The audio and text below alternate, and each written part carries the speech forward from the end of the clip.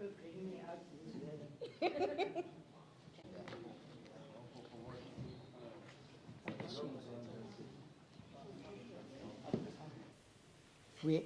We cannot afford a repeat of what happened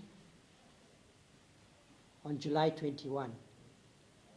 And in this case, we also have situations where people are making inflammatory statements on social media, statements that they are going to expel people from our country themselves on the 30th, and we see that kind of behavior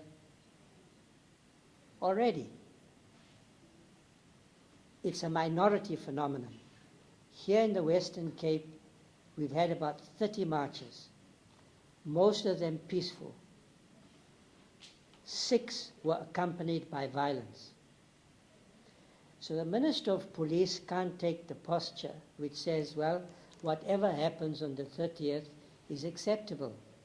My responsibility is to make sure that our people and the resources of the police is mobilized to keep the country safe.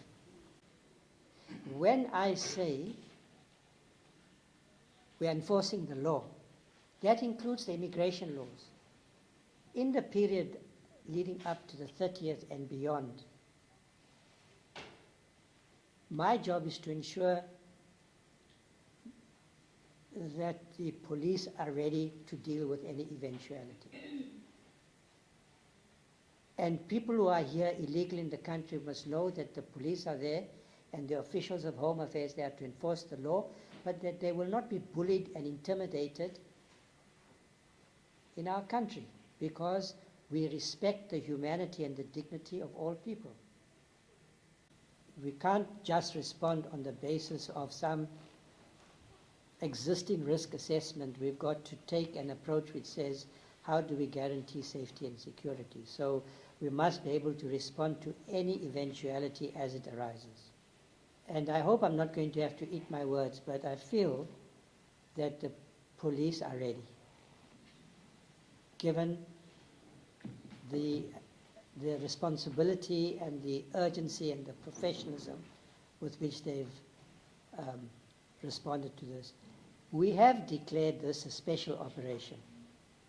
And let me also clarify that the army has not been called up, because I'm not anticipating that we're going to have to do that.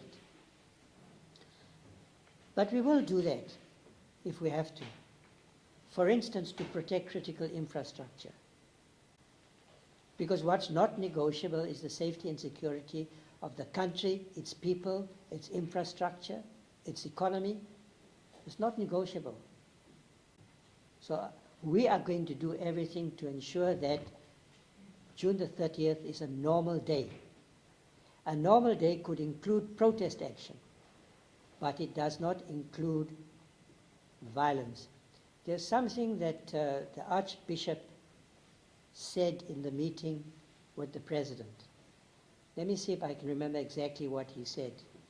But more or less, he said something along the lines that a genuine grievance does not make a violent remedy justified.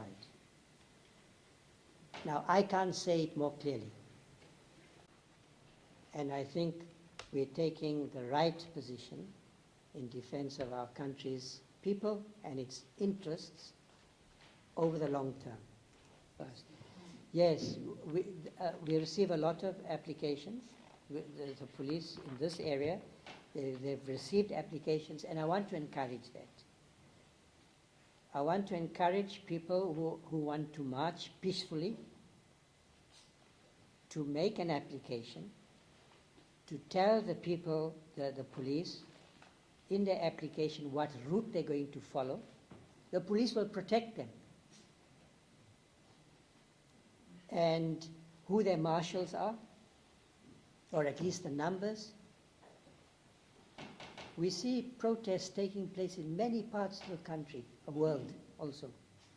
In some parts of the world, they take place very organized, very peaceful, but they make a point. And nowhere in the world do they allow violent protests. Violent protest is not constitutionally protected. So to your question, yes, we are receiving applications, and I want to applaud those organizers of the marches who are doing that. But I have said to the National Commissioner to convey a simple message, that they must enforce the law against criminals.